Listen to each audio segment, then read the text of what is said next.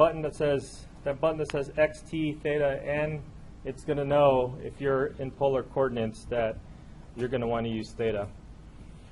So once you get to polar coordinates, if you look at your y equals button, you'll see that instead of y1 is equal to y2 is equal to, or in parametric form, we saw xt1, xt2, or yt2, or whatever, you're going to have r's. Now, it seems like I have a lot of stuff here that I probably don't want to graph, so I'm going to go ahead and erase some of these. And let's start with a graph that's already up on the board, sine 3 theta. Oops, let's try that again.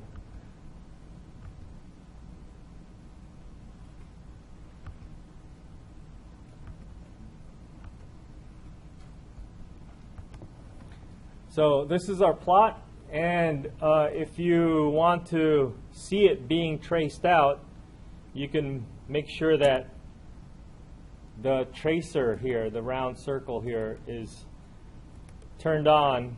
And it's better with a line because you'll actually see the trace of it, the line. If you just have that dot, then all you see is a circle going around your screen, and it doesn't leave a trace. Let's take a look at our window. And you know how last time when we went parametric, our window has T min, T max. This time we have theta min and theta max, which is usually 0 to pi, unless you yourself change it. So we'll leave it as 0 to 2 pi. And remember, the steps tell you how fine this is going to be. The smaller the steps are, the better it's going to be. And it looks like if we take a look at Dave's graph over there, the maximum is just 1. So imagine the maximum. And remember, when Nick was turning the pointer, it went as far as 1 unit in the radial distance. So we can change our x min and x max to 1 to -1, but maybe change it to 1.5. So I'm going to say -1.5 to 1.5. And then the scale, you can just leave that as 1, or you can put 1/2. It might look a little neater. And then the min and max for the y can be the same thing.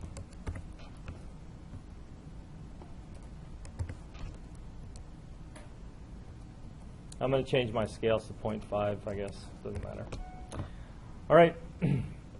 So we can graph this and see what happens. Oh, what happened? Obviously didn't make my window.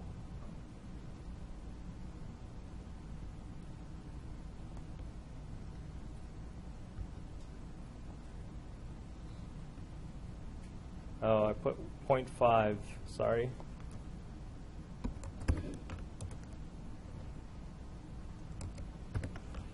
All right, now as you're looking at the graph and how it's being drawn, imagine as the theta moves,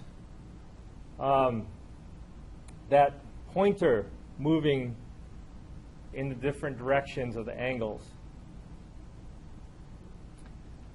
And remember that the screen also is fixed up over here, so if you want to make it look like the standard screen, the z-square, number 5, will fix it up for you so that you can see the actual dimensions. All right? So the other 3 graphs are kind of interesting too. I think it's interesting to look at and see how it's being drawn. So you guys can give that a shot if you want. And then there's a whole family of these types of graphs that look like flowers and hearts and things like that. All right, so that's our preview. Let's take a look at what we're looking at today.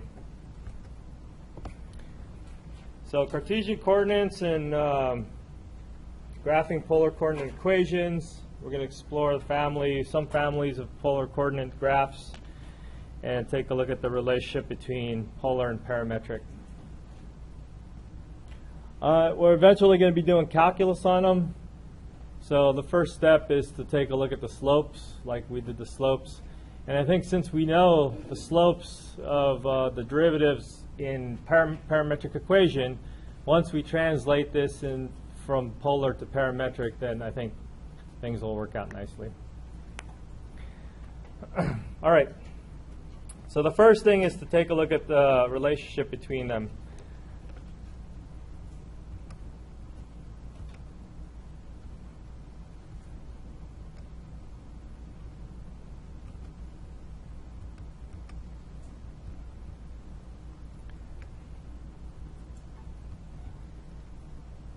So it turns out that two pairs of equations, and a lot of them, I mean, this should kind of look familiar to you already, but two pairs of equations define polar coordinate graphing, or polar coordinates in general. And that is the relationship with x and y that we've known for a long time, where we let x equal to the cosine and y equal to the sine. But this time we include another variable r to talk about the radial distance. And so you might have seen these equations in trig, and this is going to be the standard way we're going to define polar coordinates. Now there are other ways you could do polar coordinates. You could do polar coordinates by switching the x and the y, the sine and the cosine, but that has potential to get confusing for what we do. So the standard way is what we're going to stick with. Later on in the future, if we need to use polar coordinates and it might be more convenient to use it a slightly different way, we'll do that. But for now, we're going to stick with this. Now, because of this relationship with the x and the y, and we know that the most important trig identity is the sine and cosine squared stuff. So we have this x squared plus y squared is equal to r squared. So that's going to come in handy for us in a lot of situations. And less so handy is the tangent is equal to y over x, just to get the relationship between the x and the y, the r and the theta. So this is going to be the set of equations that we're always going to rely on when we're switching polar coordinates. Now, in doing so, we're going to be able to graph these things. And when we graph them, we're kind of used to the graph paper where it's just a bunch of squares. And somebody asked about the polar coordinate graph. So let's try to imagine what the polar coordinate graph might look like. So in Cartesian coordinates,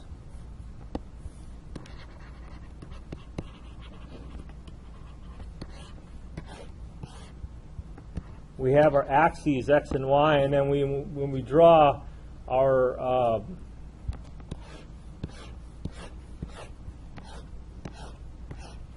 lines to help us graph things, we have a general graph paper. But in polar coordinates, we're going to try to approach it a little bit differently. So here we have x and y defining Cartesian coordinates, and this is how we would graph y as a function of x. In polar, we still look at a graph x and y,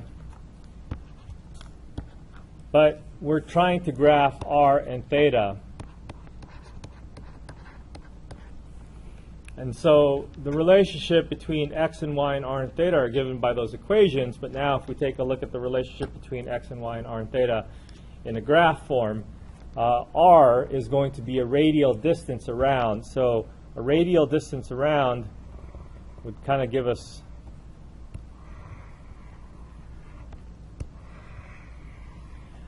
concentric circles. That tells us how far away from 0 we are, and that's what r is.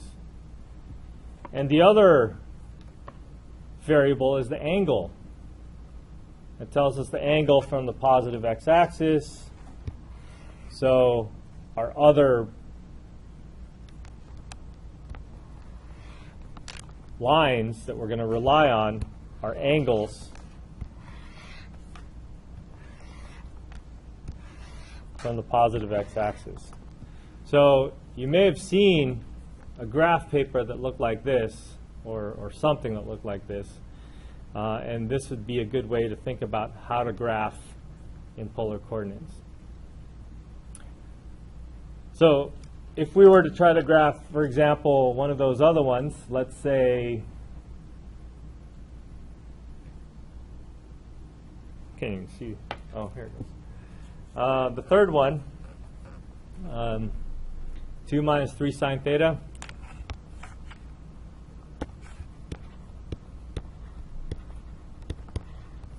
And then we want to graph this in polar form with the r.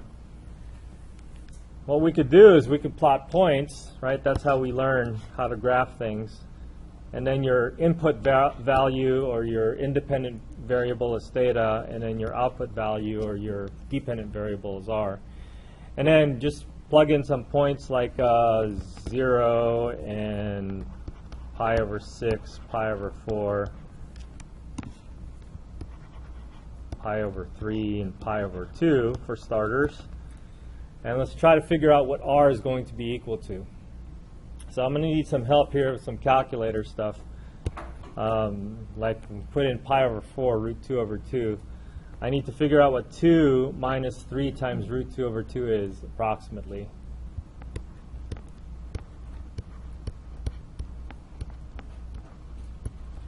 Can anybody punch that in their calculators and tell me?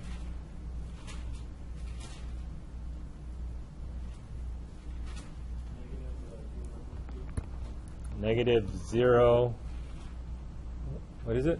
0.12. Can we get a second on that? Yep, okay. So that's pretty close to 0. How about pi over, I'm sorry, that's pi over 4. Shoot. You guys have, you guys using pens?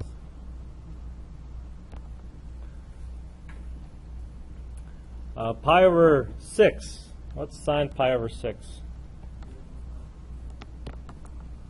Sine pi over 6 is a half, so this is 2 minus 3 times 1/2 is equal to, I can almost do this in my head, but I can't. What is it? 1.5? Just 0.5? All right. So we put pi over 3 in there. We got 2 minus 3 times root 3 over 2. And what is this about?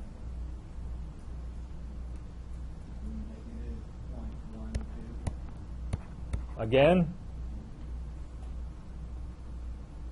This is root 3 over 2, right? Which is different from root 2 over 2. 0.598.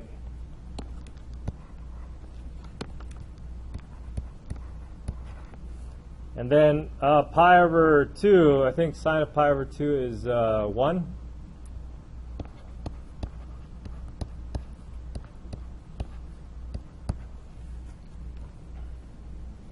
Okay. So if we imagine drawing that with a pointer, I think we can kind of get the flow of it. But if we're just plotting points, the way we would plot points in polar coordinates is that when the angle of 0, I have theta is equal to 2. So I'm going to say, I'm going to call this 1/2, 1, 1.5, and 2. So I start off at my angle 0 with an r value of 2. Now at an angle of pi over 6, I have 1/2, so I'll be over here. At an angle of pi over 4, I'll be negative.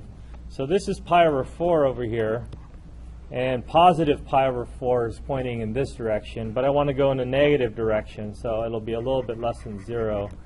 Maybe I'll just put a big marker over here.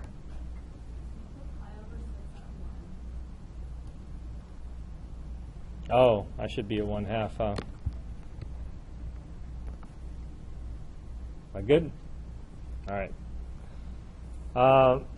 Pi over 3 is negative again. So while I'm pi over 3 in the first quadrant, I'm actually going to draw my point in the third quadrant, and that's negative, about negative 1/2. a little bit more than that. And then -1 when I get to pi. So over here. Okay, so about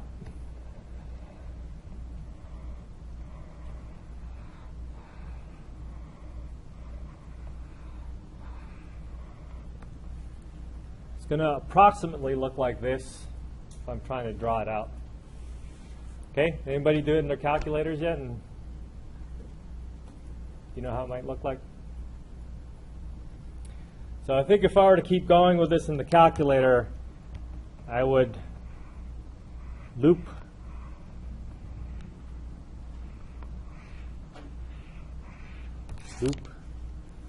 something like that, and keep going.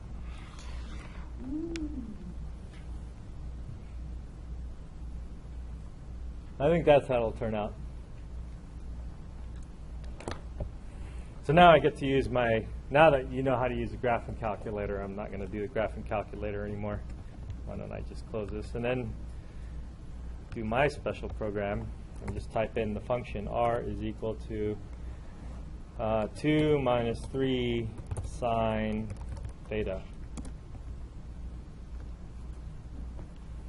So that's how the graph would look like. Okay?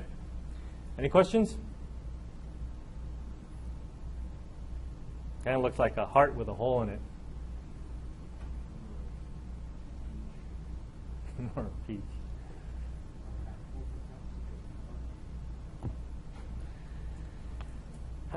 All right.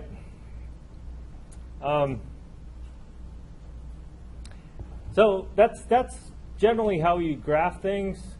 If you have technology, by all means use it, but you should know where it comes from and how things work out to get to that graph. And it'd be good if you can look at a function and estimate how it might look like.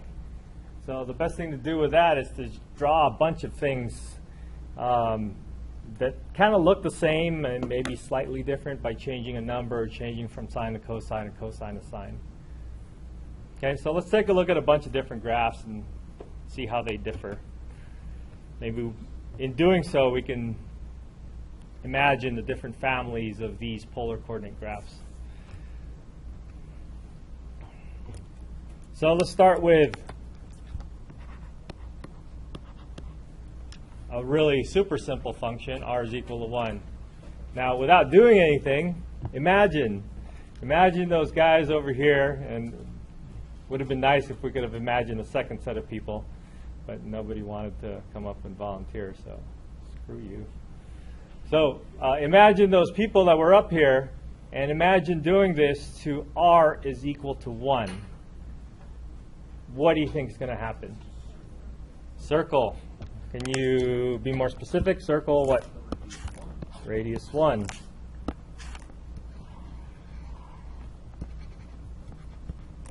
Right? So the output value, the r value, doesn't change. So if Katya was holding the pen on that pointer at the pointer is equal to 1, and then Nick was going to turn it, and she didn't move her pen, that's like drawing with a compass, right? That's like getting a string, tying it, nailing something on the floor, and then that string length, whatever that is 1. So that's really what's happening, and so that's the first simple graph. And so any r equal to any constant is going to give you a circle centered at the origin with radius, whatever that constant is. Okay, so that's the first family of curves that we can imagine. A slightly trickier thing to imagine is we're using sines and cosines here, so why don't we let r equal to, let's start with a cosine theta. So this is a little bit tougher to imagine, but think about it. Again, think about those 3 people that were up on the board, and think about the cosine function. The cosine starts at 1, at the amplitude, which is 1 in this case, and it goes down. It goes down, it reaches its minimum at -1 by the time you get to pi. right? It goes to 0. So, any ideas how this might look like before punching it into a graphing calculator? Yeah? Do you think it's similar to the flower that we had? Slightly skewed flower? It's going to have 2 lobes. It's going to have 2 lobes? And it's not going to go for the second or third column. Okay. All right. Let's see.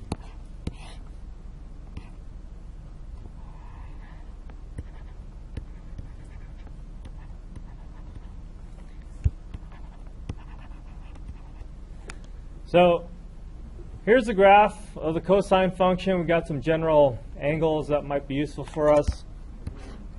Okay, you already had your guess. So we start off when theta is equal to 0, we're at 1, right?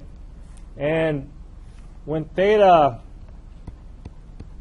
by the time theta gets to pi over 2, we're at 0 already. Okay, let's see if we could do this.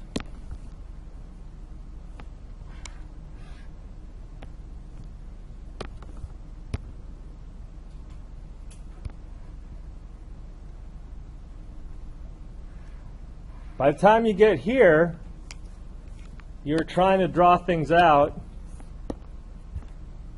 It's gonna shrink down, and then by the time you get there, it'll be 0. So did you see how that was kind of drawn?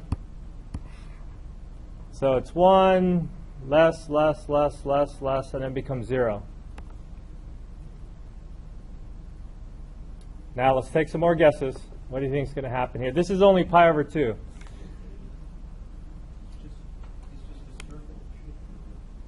So if I keep going, I added another dot there. Oh. If I keep going, right? So I'm in this quadrant. I'm between pi over 2 and pi.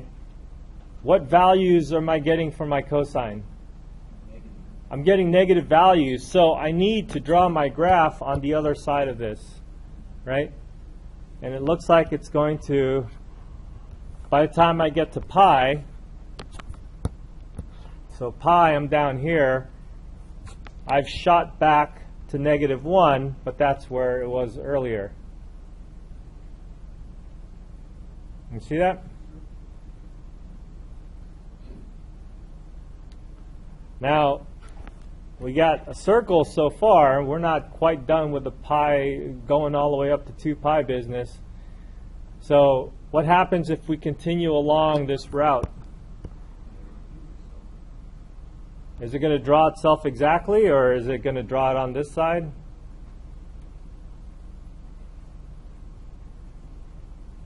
Well, this is going to be on the negative side, right? So we're still negative down here until we get to 3 pi over 2. So as we're turning our pointer this way, we are drawing out on the negative side of that. So we're drawing the negative side of that, which is going to repeat the same graph. Okay? So by the time you get to 2 pi, you would have completed the circle, the same circle, exact same circle, and you would have gone over it twice. So if you want to describe this, maybe you could describe this by saying this draws a circle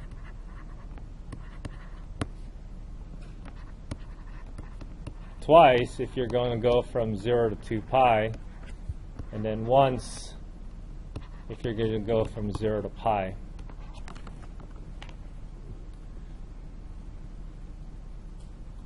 And it's also good to know where it starts. It starts over here.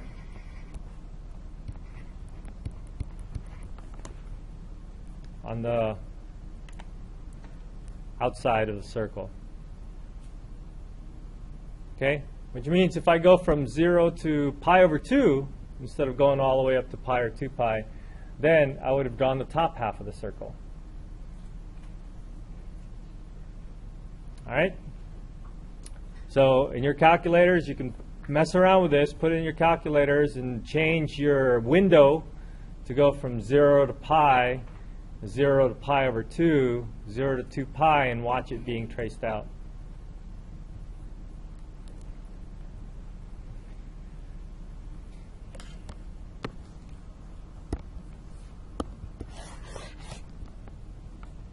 Questions? Let's try this one. R is equal to sine theta. So we know that the cosine theta does what it does. What do you think the sine's going to do?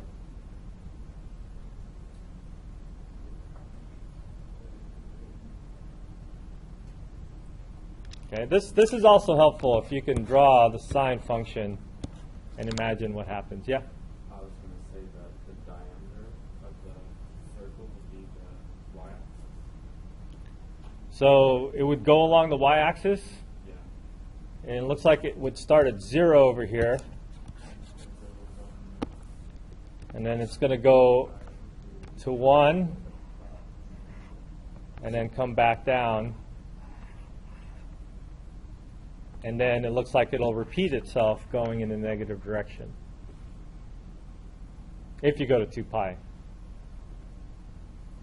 But if you go to just 0 to pi, then you would have drawn that circle. So, Yes? Shouldn't it be considered an ellipse and not a circle? Because remember, like for the first one,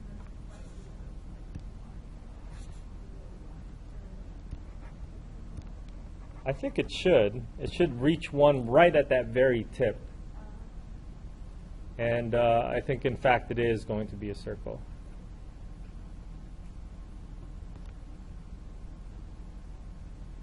We do ellipses later. All right? So, these are the first few. Let's take a look at some roses, or flowers. I don't know what they're called. Petals.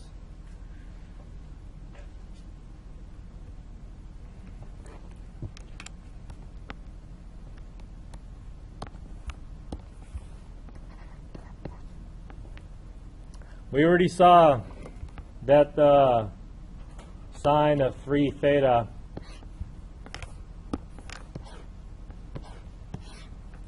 looks like this, and this is how it's being drawn too.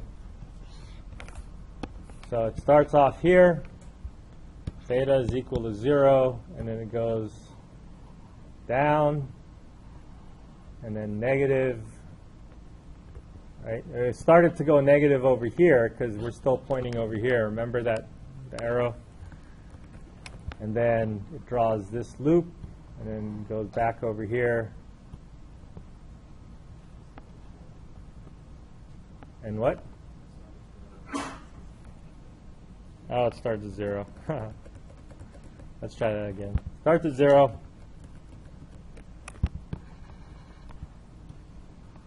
And this is the first loop. And then it draws it down here, draws a second loop. Oops. And then it repeats itself. I think what I was doing was cosine.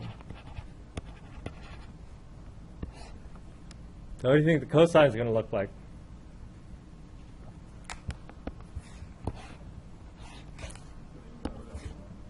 So that one starts here, and then it's going to draw this, and then I think it'll stay here,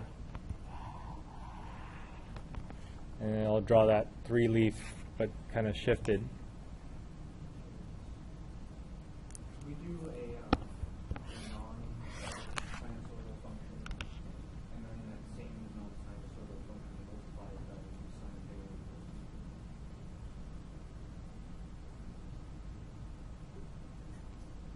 We could. Maybe later.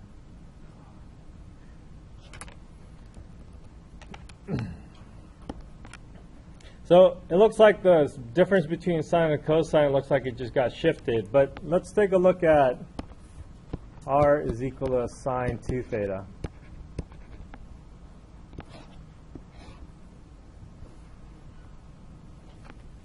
So the period is pi, right? I'm finishing this whole thing at pi. And it starts at 0. And then as the angle goes forward, by the time I get to pi over 2, right, let's draw this graph real quick. What's the period? Pi?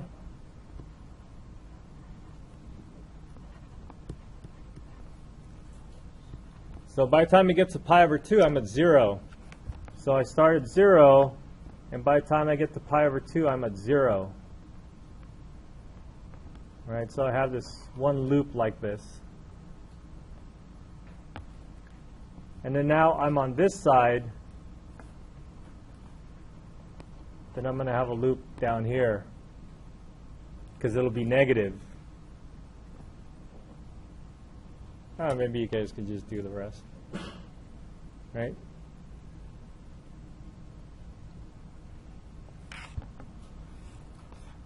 So in the third quadrant, I'll be positive. In the fourth quadrant, I'll be negative, and it'll look like it'll come back on itself.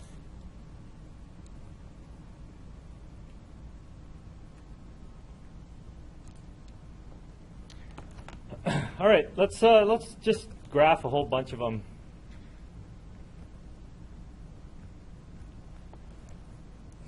So sine 2 theta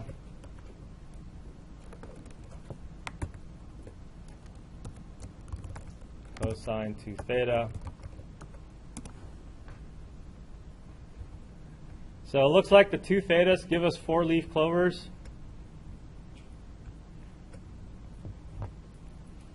Right? Just starting offset. It's funny because sine 3 theta gave us 3 leaf clovers. Sine 2 theta gave us 4 leaf clovers. It's kind of interesting. So what if we go 4 theta?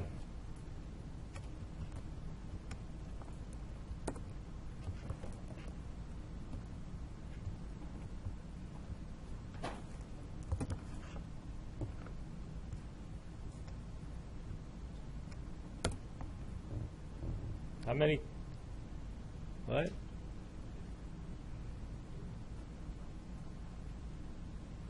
Eight. Wow. Let's change this into 6. Is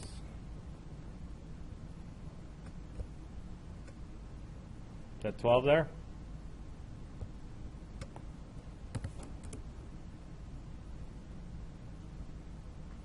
Okay. All right, so it looks like if we have an even number there, it doubles for the sine and the cosine. Let's try putting, we put 3 here, right? Let's try to put 5. What do you think is going to happen when we put 5? Is it going to have 5 leaves? 7. Right, so that's a nice family, nice. That's easy enough to remember. If it's an odd number, you get the same number of leaves as that number, the coefficient. If it's an even number, you get twice as much. Does that hold the same for the cosine, I wonder? This is 3. This is 5. This is 7. So you know where it starts. And based on where it starts, you have an odd number of petals on your flower. You could just draw it evenly, spaced evenly around your circle. Okay? So that's a nice family of curves. The The second one, so these are flowers or petals.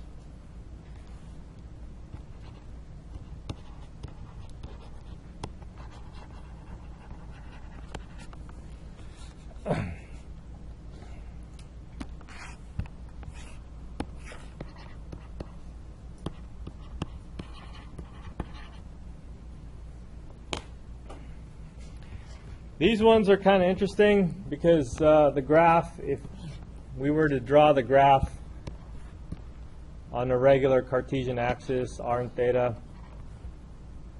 it's a cosine function. This is the cosine function. But we have to move that cosine function 1 unit up. So it looks like this, right? It never gets negative. Starts off with 2. And then it never goes negative. So it's always going to be in the forward direction of the angle, except when it's 0. So you can imagine how this might look like, especially at this point where theta is equal to, in this case, pi. That's the midway of the period. So you can imagine how that's being drawn. I'm just going to go ahead and use my calculator to draw it. 1 plus cosine theta.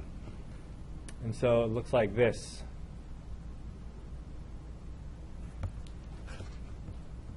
What do you think would happen if we make it a sine instead of a cosine?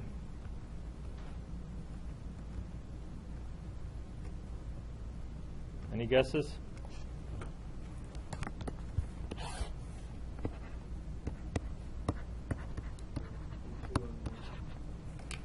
It's what? Hit 2 on the y-axis. So it starts on the y-axis, and that's where it starts at 0, but on the y-axis it'll be 2. So what do you think? It looks like it will be the same shape, but it'll be twisted some way, right? How do you think it'll twist?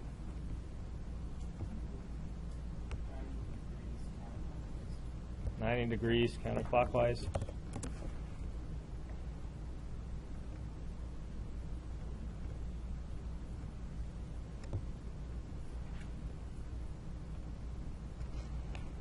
Okay.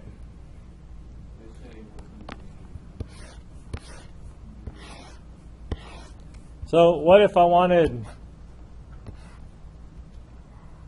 a heart that looked like this? What do you think this function is going to be? Yeah? Subtract sign? Maybe? Yeah? Multiply the whole thing by -1?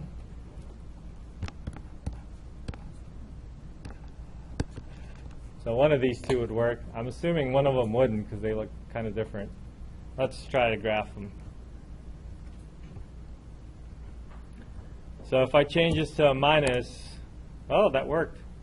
What if I put this a minus? Oh, that also worked.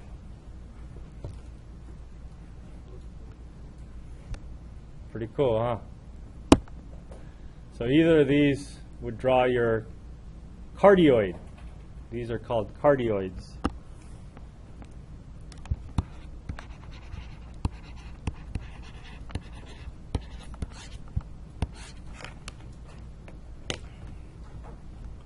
Because it looks like a heart. All right, the other one that we did as a first example, 3 minus 2 sine theta or something like that. Oh, by the way, so you can imagine if you want this cardioid to turn itself around, still, lying on the x-axis like this, then you just throw a couple of negatives, 1 or 2 negatives in the original function, right? So we can do that. All right, now let's do the other family.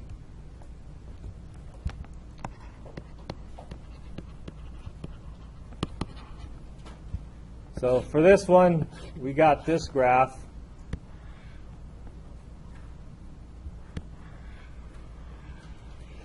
Something like that. It looks like a cardioid, but it has a hole in the middle. There's a hole in your heart. So this is, anybody speak French?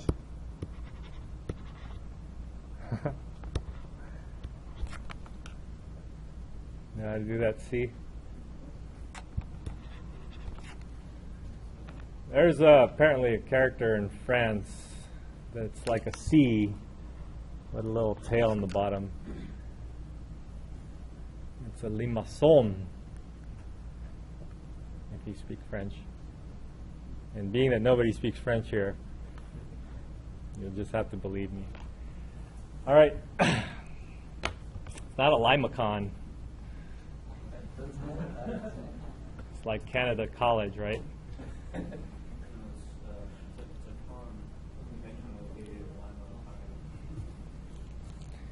All right, so we changed the sines and the cosines. Oh, by the way, the original graph looks like this, right? So this is has an amplitude of 3, and it got moved up 2 units, and so it didn't move up all the way so that it doesn't always stay positive. It dips down negative on this little part. So you can imagine that little part where it dips down negative is when it goes down and makes that hole in the heart, right? So as long as these two numbers are not the same, you have what's called a limaçon, which is either something that has a hole like this or something that doesn't. This is a little smoother here. Something that doesn't touch the origin, right? So an example of this would be r is equal to 3 minus 2 sine theta. Because the graph never goes negative, and this is the point where it goes negative. And then if you imagine a cosine, that would just make this go sideways instead of going up and down like we have drawn. And negative signs would reflect it about some axis. Okay? All right, we missed a lot of our objectives for today. Families, explore the relationship between polar and parametric graphs. So next time we'll do that, and then we'll start digging into the calculus by relying on the parametric equations. All right.